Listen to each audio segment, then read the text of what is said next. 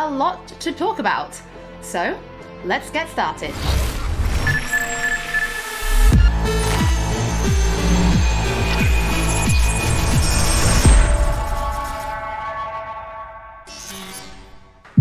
In a huge open world like Night City, you need a chill ride to get around fast. And in Cyberpunk 2077, there are tons of cool vehicles to choose from. Get this. 4-liter engine, 6-cylinder, goes from 0 to 100 in 3.2 seconds. You fucking believe that?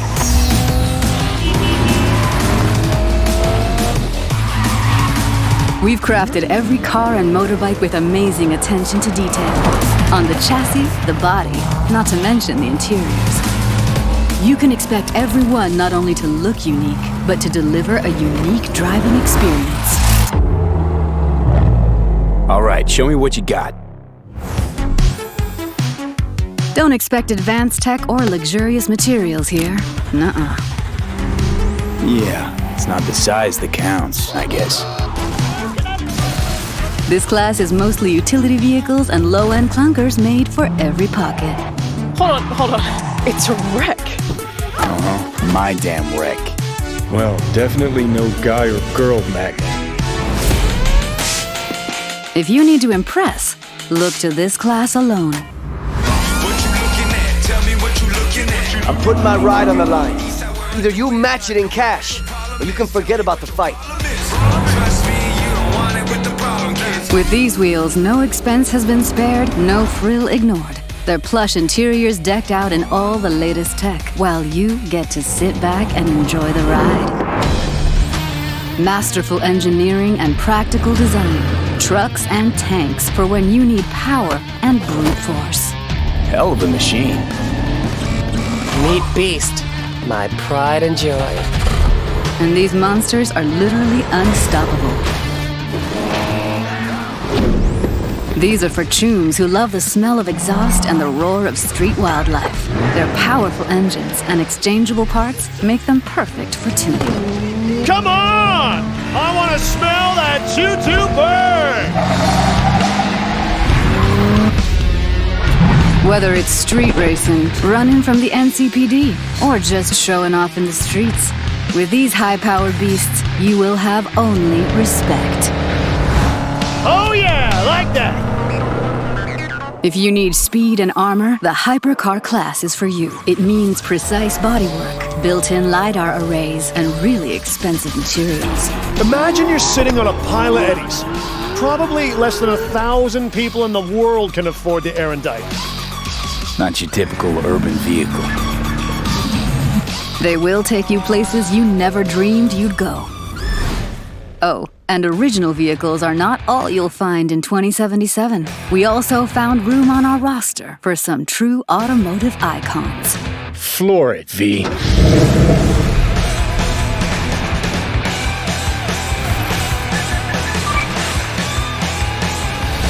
Paul, thank you so much for joining us. I think it's fair to say we've come a really long way from Roach in The Witcher, so there's a lot to talk about.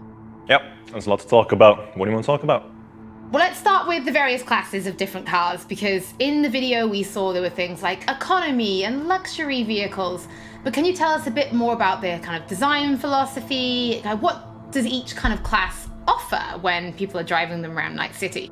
Absolutely. Depending on the variation of the car that you're either buying or stealing, depending on your flavor, you'll notice that they don't just look different, but they'll also drive different and feel different. If you're buying or stealing a nice fancy looking sports color version of a car, you'll notice that it drives, faster, sounds a little bit more punchy and sportsy than, for example, a junkier version of that same car. It can have solar panels tied to the roof or some other pipes that are hot wiring some other, cyberpunk components in your car. And if it looks cheap, it probably drives cheap too. So it seems that not only do the cars look good on the outside, but there's an awful lot of detail on the inside as well. Things like the dashboard. So can you tell us more about that? Because I know if you find a Quadra Type 66 in the city, it's going to look totally different from the Quadra Type 66 that the gangs are driving out in the Badlands, both outside and inside. Yep, definitely. If you're about to steal a very nice high-end car, for example, when you get in, you'll see the dashboard light up nicely, you'll see your dial indicators revving a little bit, but that may not exist for a junk version at all. It may have the dashboard ripped out completely. No matter what your flavor is, you'll find something that suits your needs. So what about racing then? Will there be racing? Because I know people have been asking.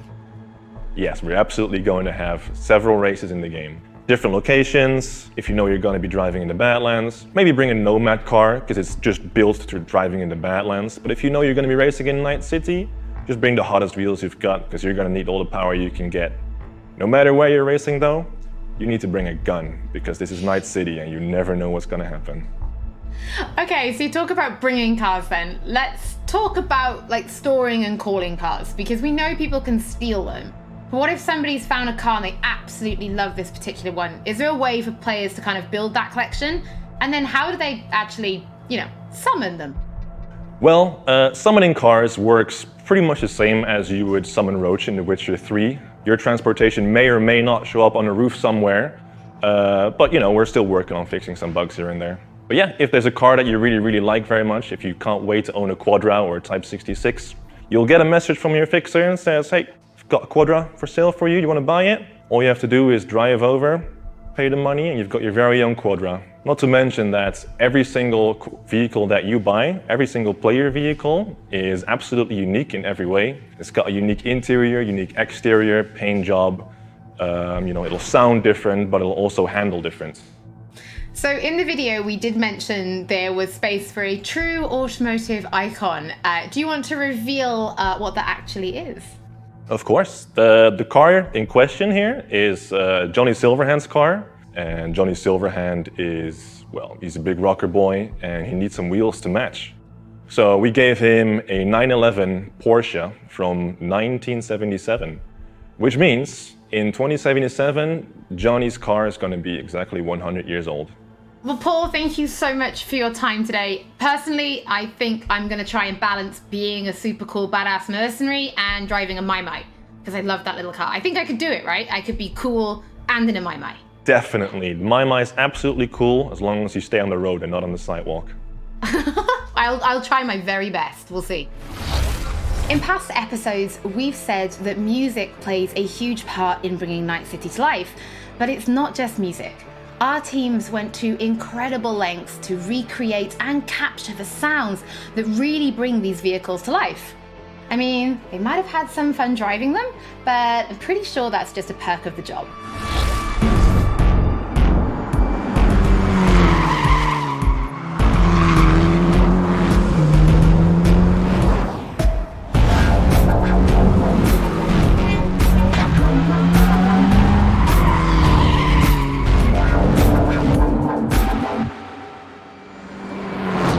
We started with the visuals and then we wanted to attach a proper sound to the visuals so that you have a nice feeling or a nice vibe of the complete car. And then we moved on to organizing the whole thing. Early on, we made the decision that we are going to record on the racetracks and then we are going to record cars in movement. We started cooperation with Tomek Chopik, who is very, very well-known racing driver in Poland. That's really a nice sensation when you're driving with a racing driver and then he pushes the car to the limits. You can feel the G's with the braking and tight cornering, and you can feel the car actually bending the laws of physics. We wanted to record a broad spectrum of cars, so we started with the powerful muscle cars and then we went to more screaming tuned V6s, inline 6s, and then we went to V10s. We wanted to grab the off-road cars. We of course grabbed some drift cars just to have the more aggressive character in the cars.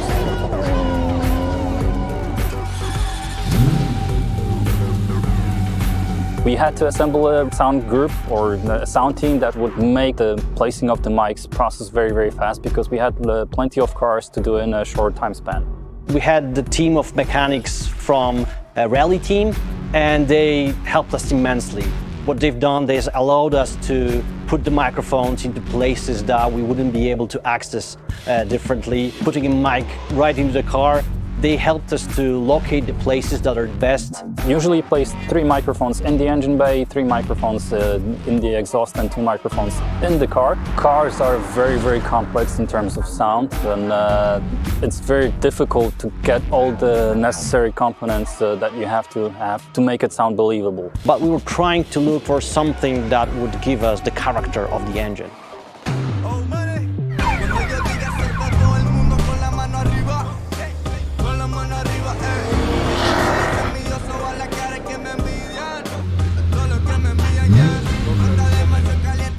We wanted to use normal organic electric engine that you could actually have in the nowadays car. We didn't want the engines to be futuristic sci-fi-ish sounding. We want them much more organic, much more down to earth, something that would represent the combustion engine. And on top of that, we added small elements like the futuristic horns or like a futuristic UI of a car.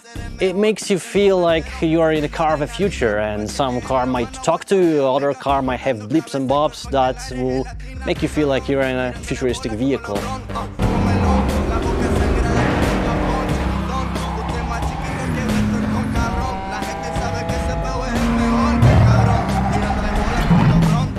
We wanted to be very, very close to what Mike set up in the lore, and early on we decided to record Johnny's original car, which is Porsche 911 930 from 1977. We recorded on dyno in control environment in a chamber. We could put Mike in very different places. Porsche 930 that we recorded is the only car really that will be really sounding like the real car in the real world.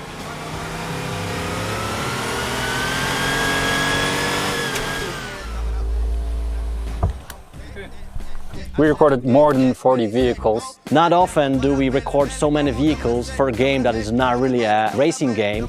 Truth being told, this was the hardest part in my sound career, and I'm very, very proud of what we achieved with the sound team. This was something that we didn't do before, so creating the designs, creating the technology behind how the sound behaves, that's the best thing actually I ever did in my sound career.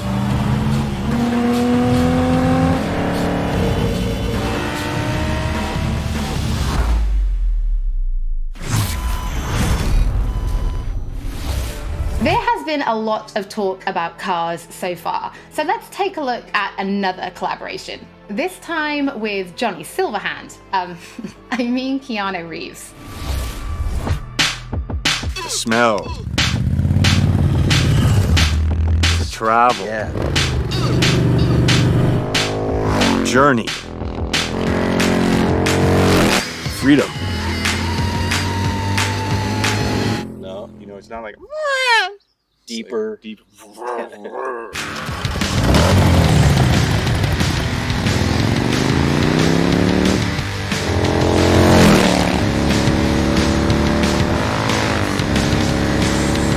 I'm Gard Hollinger. I'm Keanu Reeves. And we're here as representatives of Arch Motorcycle, and we're doing some audio recording for Cyberpunk 2077.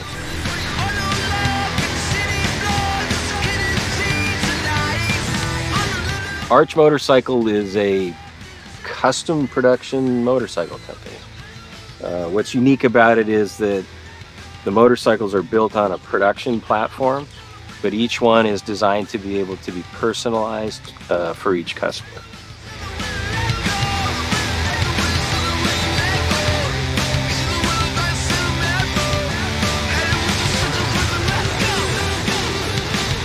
When CD Projekt Red approached me about doing Cyberpunk 2077, they also spoke about integrating. They were fans of, or I guess people who worked at the company were fans of Arch Motorcycle, and so they broached the idea of creating kind of specialized Cyberpunk 2077 version of the Arch Motorcycle. And I thought that was a very fine idea.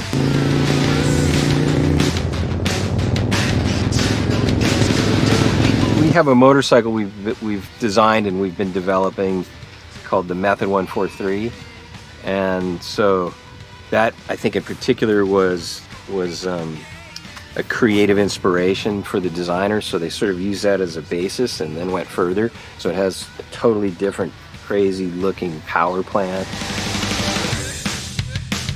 We did a little customization. It's good. I like it.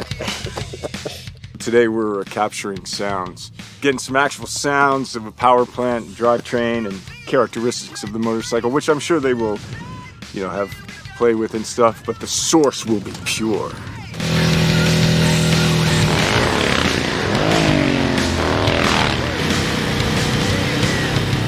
It has a sort of a racing engine in it compared to our production motorcycles. It has a dual exhaust system, and it sounds pretty... Sounds good. I could definitely blindfolded tell that that's the Method 143-ish sounding motorcycle, yeah.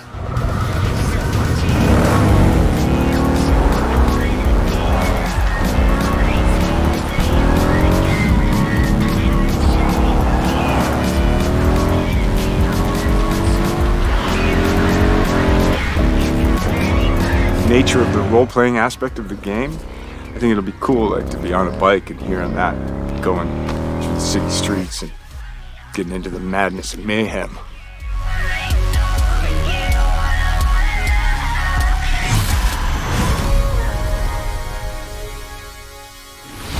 As with all episodes of Night City Wire, if you're tuning in late or if you just want to watch anything again, we will be uploading everything to our channels soon.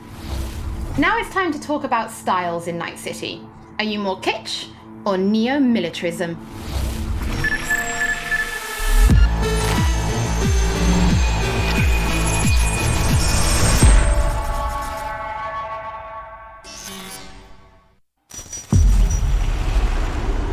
Welcome to the brief authoritative history of Night City. This chapter is devoted to so-called styles, deeply linked with the history of the world, and a very important aspect of life in the city. You can find them everywhere. In cars, clothes, guns, implants. They are your war paint. As one of our sponsors says, it matters not if you're dead, as long as you're doing it in style. The moves on this girl! Swoosh, swoosh! Slicing them up like sashimi! 4 visual styles are evident in the Night City of 2077, each with its own history, status, and features. Neon hair, illuminated tattoos, and chrome. Function comes second. Looks are what matter.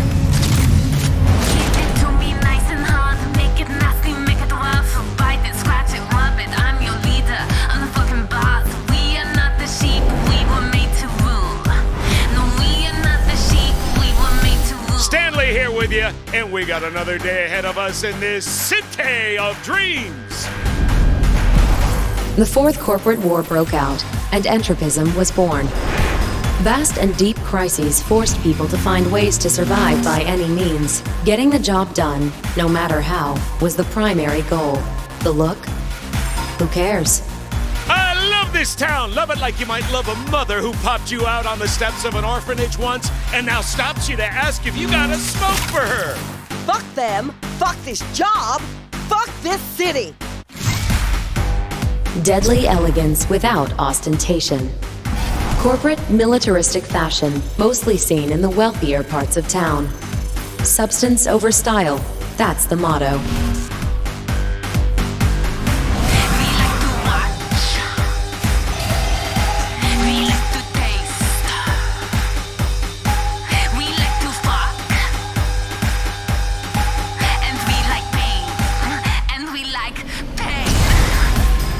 Celebrities, brain dance stars, business magnates, heirs to corporate fortunes and corporate executives. They abandoned the cold, deadly elegance of neo-militarism and returned to the roots of kitsch, but gave it a fresh, new look. Oh shit, these hands. Sometimes it seems like I just brushed something and sparks fly.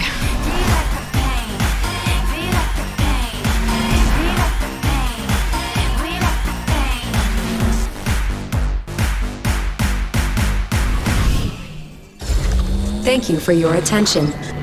We wish you a very pleasant stay in our marvelous metropolis. Good luck, and goodbye. NC's Legends! Know where you'll find most of them? The Graveyard! Luckily, matters not where you're from, matters not where you start. What matters here is the walk you walk.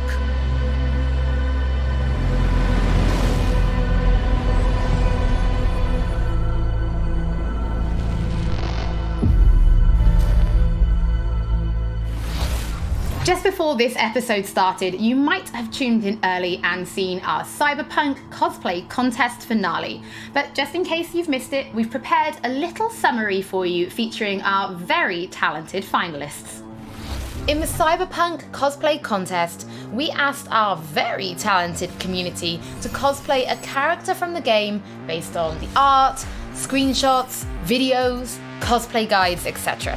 We thought regular trophies weren't quite cool enough, so we decided that the top 3 will receive detailed props based on weapons from the game. They have been specifically made for this occasion, and the winners can do with them as they please. And now, the 12 best Cyberpunk cosplayers who have competed for first place in the first official Cyberpunk 2077 cosplay contest. Are you ready to meet them?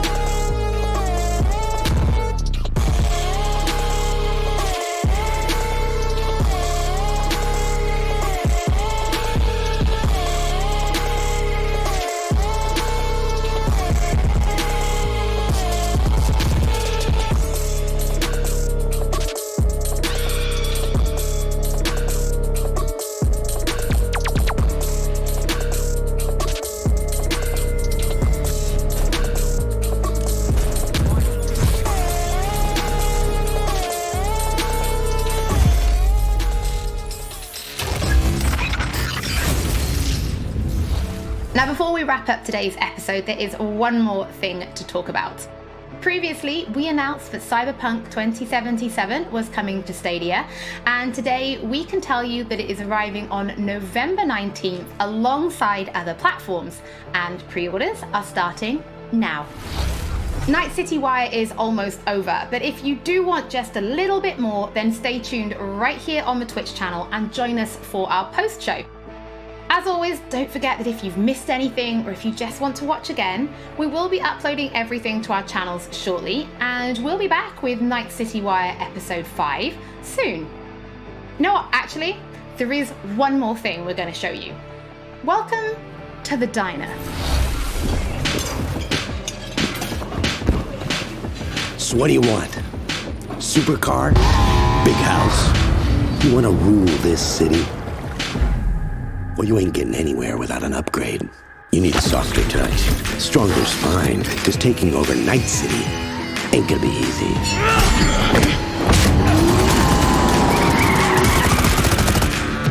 I'm in. Cyberpunk 2077. Available November 19th.